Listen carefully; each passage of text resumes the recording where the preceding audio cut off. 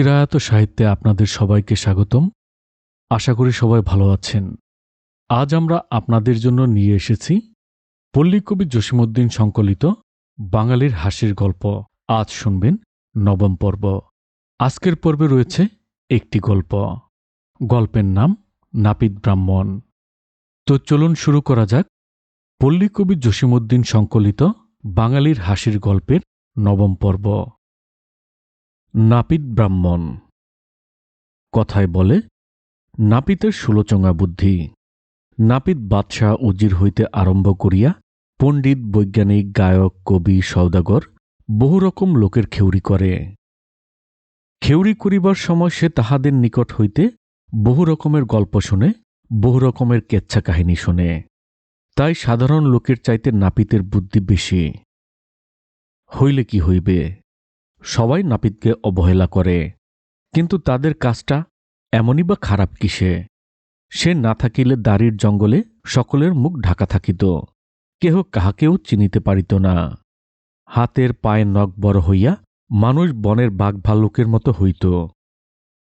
বামুন ঠাকুরের নাপিত চাকর। ঠাকুর মহাশয় শিষ্য বাড়িতে যায়, যজমান বাড়িতে যায়।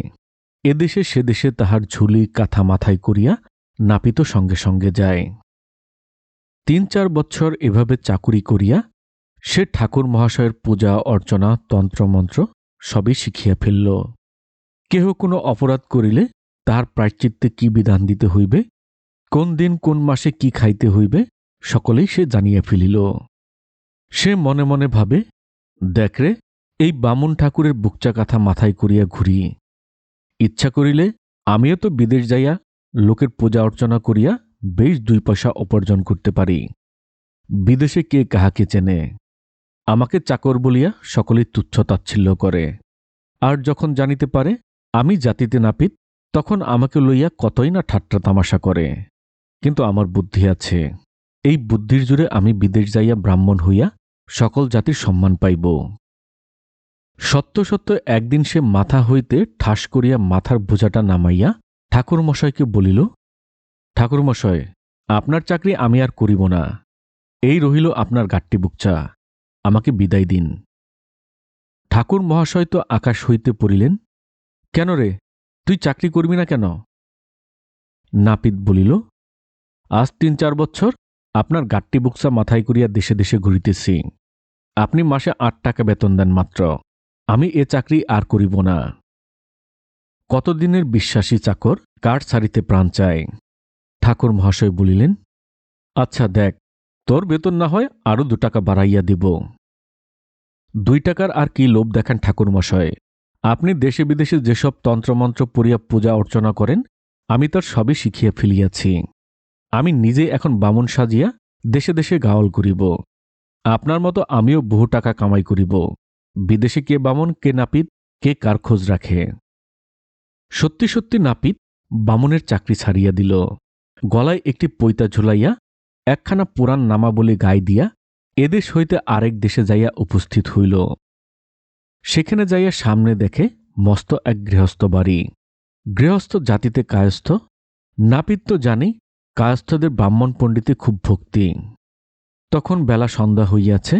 বাড়ির সামনে যাইয়া বামনবেশী নাপিত বলিল, দেখুন, আমি একজন বিদেশী ব্রাহ্মণ। আজিকার মতে আপনাদের এখানে থাকিতে চাই। গৃহস্থ লোকটি বড় ভালো, আবার ব্রাহ্মণের উপর তার বড়ই ভক্তি। সে বলিল, আপনি অনায়াসে এখানে থাকুন। আপনি তো ব্রাহ্মণ, আমাদের রান্না খাইবেন না, আপনার রান্নার ব্যবস্থা করিয়া দিতেছি। বামন বেশি নাপিত তার বুসকা বুসকি রাখিয়া বাহির বাড়িতে রান্না করিতে আরম্ভ করিল। এই বিদেশী লোকটিকে রান্না করিতে দেখিয়া পাড়ার যত ছোট ছোট ছেলে মেয়ে আসিয়া চারিদিকে ভিড় করিয়া দাঁড়াইল। এ বাড়ির বড় কর্তা, ও বাড়ির মেজকর্তা, সে বাড়ির নকর্তা, আরও অনেকে আসিল। ঠাকুর মহাশয় রান্না করে আর গায়ের লোকেদের সঙ্গে এ কথা সে কথা আলাপ করে। তারপরে বলিল, দেখুন, আপনাদের গ্রামে এতগুলো ছোট ছোট ছেলেপেলে, এদের জন্য ভালো একটা টোল নাই। লেখাপড়া না শিখিয়া ইহারা সকলেই মূর্খ হইয়া থাকিবে। গায়ের প্রধান উত্তর করেন, দেখুন, এই অজাপাড়া গায়ে একজন ভালো বামন পণ্ডিত নাই, এখানে কি করিয়া টুল খুলিব? নাপিত একগাল হাসিয়া বলে, আপনারা যদি ইচ্ছা করেন আমি এখানে টুল খুলিয়া আপনাদের ছেলেপেলেদের লেখাপড়ার ভাল লইতে পারি। আগেকার দিনে স্কুলকে টুল বলিত। গ্রামের মোড়ল যেন আসমানের চাঁদ হাতে পাইলেন। তিনি বলিলেন, বিলক্ষণ, আপনার মতো পণ্ডিত ব্যক্তি যদি ছোট ছেলেপেলেদের পড়ানোর ভান নেন, তবে কাল হইতে আমরাই এখানে টুল খুলিতে পারি। গ্রামের লোকেরা অতি উৎসাহে সারা রাত জাগিয়া টুলের ঘর তৈরি করিল। পরের দিন সকাল হইতে নাপিত ছেলেদের পড়াইতে আরম্ভ করিল। ছোট ছোট ছেলেপেলে, কি আর এমন কঠিন পড়া! ক খ র বইও পড়ে নাই। নাপিতের তবর্ণ পরিচয় পড়াইছিল। এদের পড়াইতে নাপিতের একটুও বেগ পাইতে হইল না। শোনা শোনা নাপিতের প্রশংসা নানা গ্রামে ছড়াইয়া পড়িল। এমন পণ্ডিত কোনো দেশে দেখা যায় নাই। 7 শাস্ত্র তার মুখের মধ্যে পড়া। দেশের নানা রকমের আচার পদ্ধতি, নিয়ম কানুন, কুলাচার, লোকাচার, দেশাচার, এগুলোর পানটুকু হইতে চুন খসিবার উপায় নাই। কেউ যদি সেই সব নিয়মের একটুকু ভঙ্গ করেন, অমনি ব্রাহ্মণ পণ্ডিতের কাছে ছুটিয়া যায়। তাকে জিজ্ঞাসা করে কি করিলে সেই অপরাধ হইতে মুক্ত হওয়া যায়। আর ব্রাহ্মণ পণ্ডিতেরা এরূপ অবস্থায় কত শত শাস্ত্র ঘাটিয়া, বেদ বেদান্ত উল্টাইয়া পাল্টাইয়া, কত রকম অনুসর্গ বিসর্গ শ্লোক আওড়াইয়া সামান্য অপরাধের জন্য বড় বড় প্রায়শ্চিত্তের ফর্দ দেন। তাহা পালন করিতে অপরাধীর জীবন অন্ত। কিন্তু নাপিতবেশী পণ্ডিত অত বই পুঁথি ঘাটে না। সে যাহা বিধান দেয় অশিক্ষিত গ্রামবাসী সহজেই তাহা পালন করিতে পারে। কেহ আসিয়া বলে, ঠাকুর মহাশয়, আজ আমি গঙ্গা স্নান না করিয়া 2টা সবরি কলা খাইয়া ফেলিয়াছি, আমার কি হইবে? নাপিত তৎক্ষণাৎ উত্তর করেন, 8 হালি সবরি কলা আনিয়া এই ব্রাহ্মণকে উপহার দেও, তোমার কোনো অপরাধ হইবে না।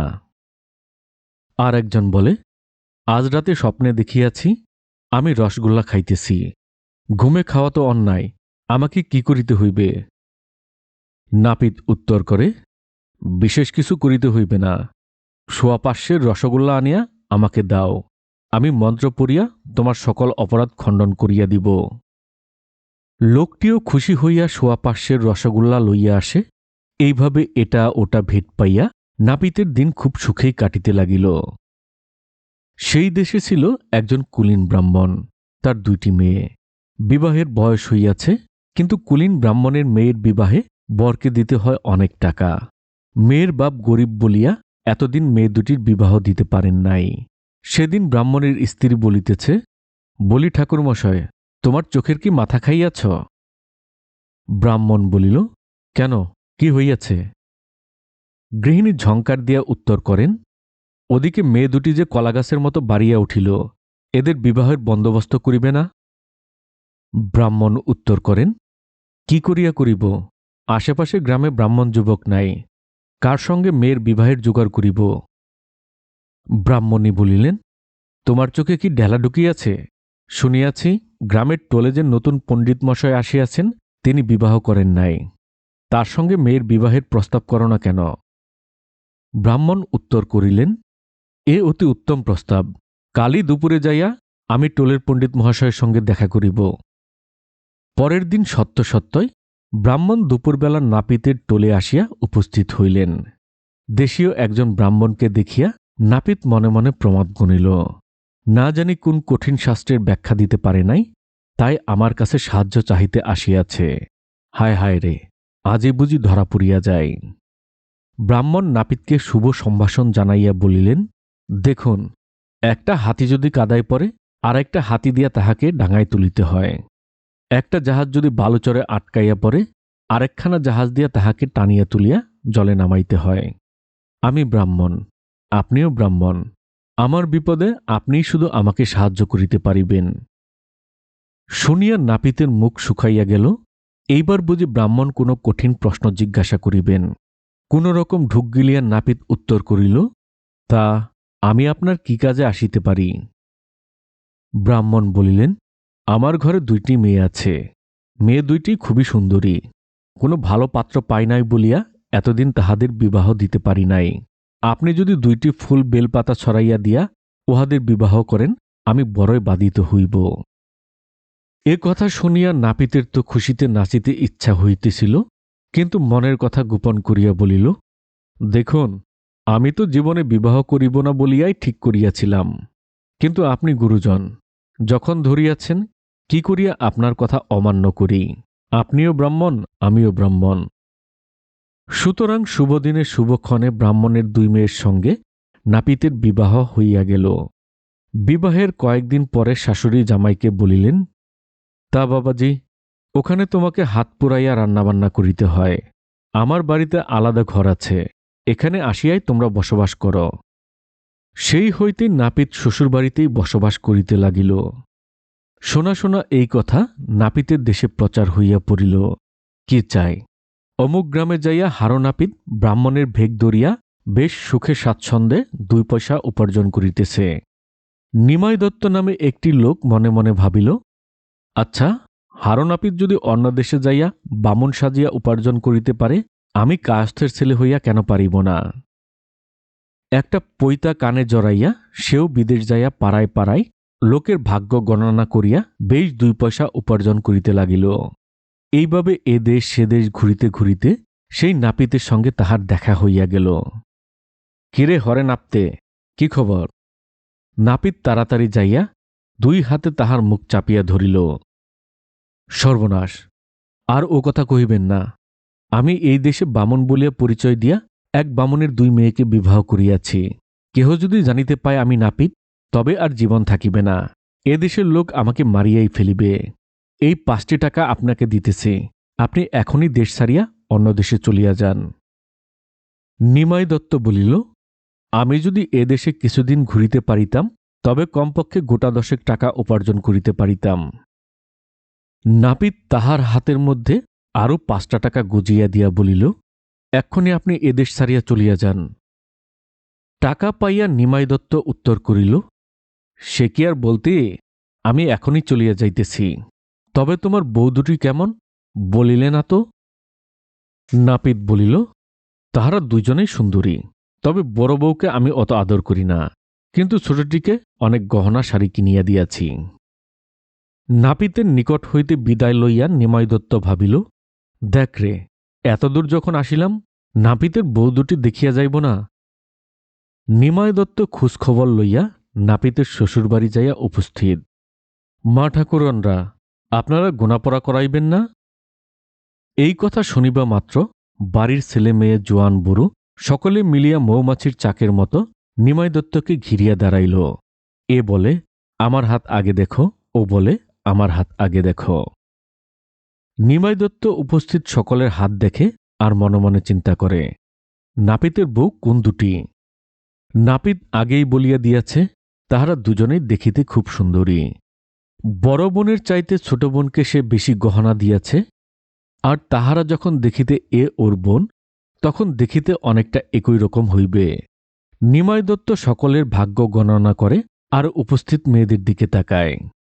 হঠাৎ সে দেখিতে পাইল 2টি মেয়ে একই রকম দেখিতে, আর বড়জনের গায়ে তেমন অলঙ্কারপত্র নাই। ছোটজনের গায়ে অষ্ট অলঙ্কার ঝলমল করিতেছে। নিমাই দত্ত বড় মেয়েটির দিকে চাহিয়া বলিল, আহা, এই মেয়েটি সতীনের ঘরে পড়িয়াছে, সতীনের ঘরে পড়িয়াছে। এ তো সত্যিই কথা, সকলেই তাজ্জব বনিল। নিমাই দত্ত আরও বলিল, এই মেয়েটির সতীন আবার নিজের বোন। আহা হা হা, মেয়েটির স্বামী আবার তাকে ভালোবাসে না। ইহাও পাড়ার লোকে জানে। তাহারা আরও তাজ্জব হইল। বড় জবরদস্ত গণক ঠাকুর, হাত না দেখিয়াই গণাপড়া করিতে পারে। শত হইলেও মায়ের প্রাণ। নাপিতের শাশুড়ি মেয়েটির হাত ধরিয়া আনিয়া গণক ঠাকুরের সামনে দাঁড়াইল। বাবা, দেখুন তো, কি হইলে জামাইয়ের মন আমার মেয়েটির উপর পড়িবে? নিমাই দত্ত অনেকক্ষণ ধ্যানে থাকিয়া বলিল, আমি এই মেয়েটিকে একটি গোপন মন্ত্র বলিয়া দিয়া যাইব।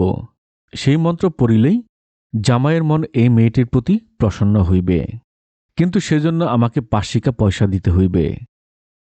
মেয়ের মা তৎক্ষণাৎ গণক ঠাকুরকে 5 পয়সা আনিয়া দিল।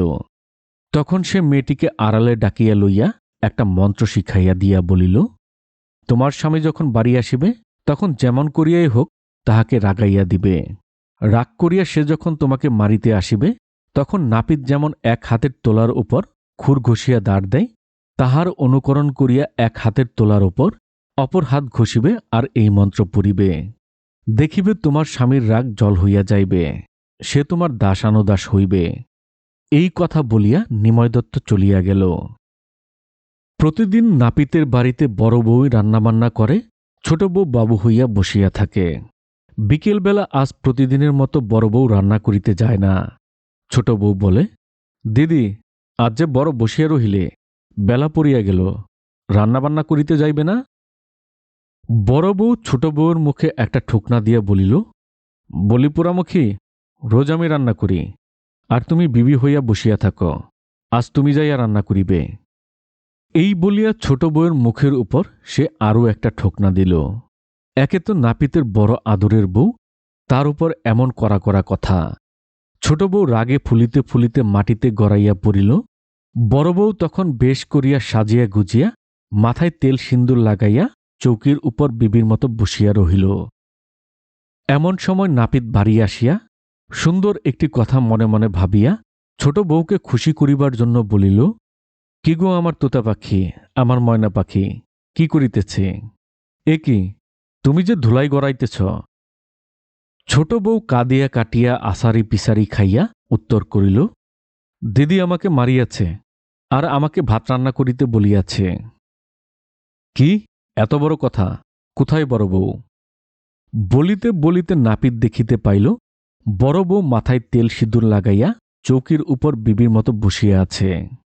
তখন নাপিত খুব রাগিয়া উঠিল, কি, এত বড় বুকের পাটা, আমার আদরের বউকে তুমি মারিয়াছ, দেখাই তার মজা। এই বলিয়া নাপিত একটা লাঠি লইয়া বউকে মারিতে ছুটিয়া আসিল। গণক ঠাকুরের উপদেশ মতো বড় বউ তখনই নাপিতের খোর ধার দেওয়ার মতো অনুকরণে বাম হাতের তোলার উপর ডান হাত ঘষে আর এই মন্ত্র পড়ে।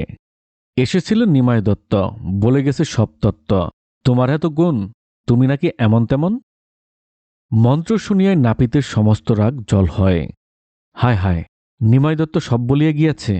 নাপিত তাড়াতাড়ি যাইয়া বউয়ের মুখ চাপিয়া ধরে, বলিস না, বলিস না, একথা আর কাউকে বলিস না। বড় বউ দেখিল মন্ত্রে কাজ হইতেছে, সে হাতের তোলার উপর আরও জোরে জোরে হাত ঘষে আর মন্ত্র পড়ে। এসেছিল নিমাই দত্ত, বলে গেছে সব তত্ত্ব, তোমার নাকি এত গুণ, তুমি নাকি এমন তেমন। নাপিত ছোট বউকে এক ধমক দিয়া বলে, কি, তোকে ভাত রাঁধিতে বলিয়াছে, তাহাতে হইয়াছে কি? ও হইল বড় বোন, তোর গুরুজন, ও যখন খুশি কাজ করিবে আর তুই তার হইয়া কাজ করবি। নাপিতের ধমক খাইয়া ছোট বউ তাড়াতাড়ি উঠিয়া ভাত রাঁধিতে গেল। সেই হইতে নাপিত বড় বউয়ের প্রতি বড়ই মনোযোগী। যদিও বা নাপিত বড় বউয়ের উপর মনের ভুলে কখনো রাগ করিয়া ওঠে, তখনই বড় বউ মন্ত্র পড়ে। এসেছিল নিমাই দত্ত, বলে গেছে সব তত্ত্ব, তোমার নাকি এত গুণ, তুমি নাকি এমন তেমন। এই মন্ত্র পরে আর খুঁড়ে ধার দেয়ার অনুকরণে এক হাতের তোলার উপর আরেক হাত ঘষে। নাপিতের রাগ অমনি জল হইয়া যায়। ধন্যবাদ। এই ছিল আমাদের আজকের গল্প। আশা করি গল্পগুলো ভালো লেগেছে। যদি গল্পগুলো ভালো লাগে তবে আমাদের চ্যানেল চিরায়ত সাহিত্যকে লাইক, কমেন্টস ও সাবস্ক্রাইব করে আমাদের পাশেই থাকবেন।